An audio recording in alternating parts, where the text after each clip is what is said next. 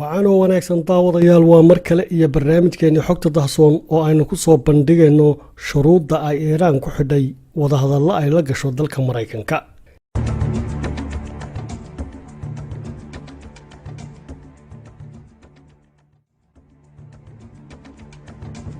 sida ay baahisay wakaaladda wararka Iiraan ee Faris, madaxweynaha Iiraan Xasan Rouhani ayaa sabtidii maanta waxa uu sheegay inay wadahadal la geli karaan xukuumadda Trump haddii ay ka muuqato inay ixtiraamayaan qawaaniinta caalamiga ah isla markaana raacayaan xeerarka la wada ogyahay. waxaana uu Rouhani intaa ku daray in aan laga yaabin in Iiraan wadahadal ku ogolaato culays la saaro dartii. jamhuuriyadda Iiraan ayaa si xidhiidha waxay u cambaareysay ka bixitaankii ay xukuumadda Trump dib uga baxday heshiiskii barnaamijka quwadda nukliyeerka Iiraan ee lala galay dalalka waaweyn ee caalamka, tallaabada oo ay ku tilmaantay mid xadgudub ku ah qaacidooyinka caalamiga, iyadoo sidoo kalena Iiraan diiday cunaqabataynta Mareykanku saaray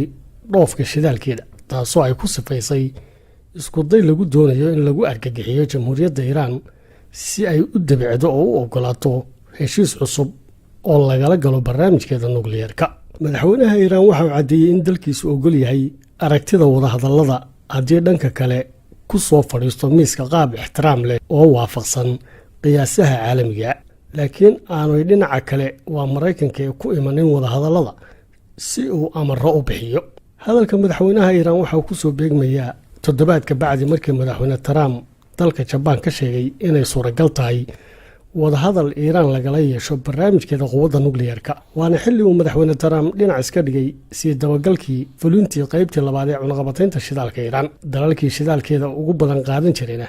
ay weli sidii u qaataan sida wadamada Turkiga, Shiinaha iyo Hindiya. waana xilli uu xogeyaha arrimaha dibadda ee Mareykanku socdaal ku gaala bixinayo dalal ka mid ah qaaradda Yurub oo ay siyaasad ahaan isu dhow yihiin jamhuuriyadda Iiraan, kalana hadlayo sidii xal ugu heli lahaa mashaqada ka taagan gobolka Khaliijka, halkaas oo ay Mareykanku dhowaan u soo direen raxan maraakiibtooda waaweyn ee diyaaradaha xambaara. kulan madaxeedadii saddexda ahaa ee magaalada Maka ay Sacuudigu ku martigeliyeen laga soo saaray bayaan lagu cambaareynayo faragelinta Iiraan ee arrimaha gudaha ee dalalka gobolka, sida bayaanka loo dhigay. waxaana bayaanka ka hor yimid dalalka Ciraaq iyo Suuriya, halka ay Qatar iyo Lubnaan ka aamuseen oo aanay bayaankana aragti ku darsan kana hor imanin soo saaritaankiisii. waana kulamada intii ay socdeen ay madaxda qaarkood soo guteen cimrada oo booqdeen beydka Ilaahay ee xaramka barakaysan, iyadoo la arkayay madaxweynaha Masar Cabdilfataax Siisi oo ilaalo adag lagaga hayo xaramka dhexdiisa, ayna ku gadaaman yihiin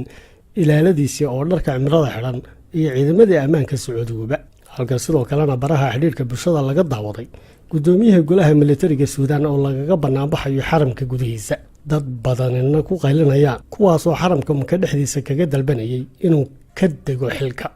waxaana ammaankiisa sugayay tiro badan oo amniga Sacuudiga ka tirsan.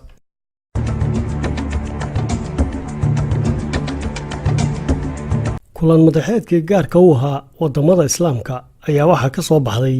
sida ay dalalka Islaamku uga soo horjeedaan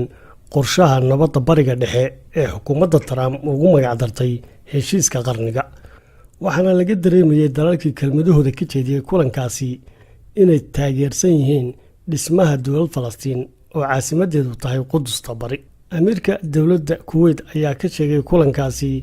in xal nabadeed oo bariga dhexe aanu imanayn ilaa la helo dowlad Falastiin oo xuduudaheedu yihiin kuwii 1967. boqorka dalka Baxrayn ayaa isna waxa uu sheegay in dowlad Falastiin ay aasaas u tahay nabad ka tisqaado gobolkaasi. wasiirka arrimaha dibadda ee Turkiga Jawish Oglu oo dalkiisu sanadkii dhammaaday hayay gudoomiyenimada ururka Islaamka ayaa kulanka waxa uu ka dalbaday in lagu dhawaaqo dowlad Falastiin oo xor ah oo caasimadeeduna tahay Qudus, xuduudaheeduna yihiin kuwii 1967. wasiirka arrimaha dibadda ee Turkigu waxa uu tibaaxay in ururka Islaamku uu caqabado kala kulmayo xaaladda magaalada Qudus, kala qaybsanaantii dalalka Islaamkuna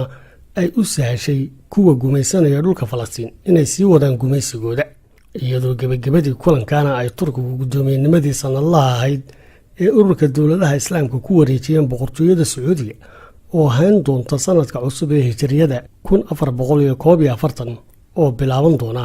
2 bilood ka bacdi.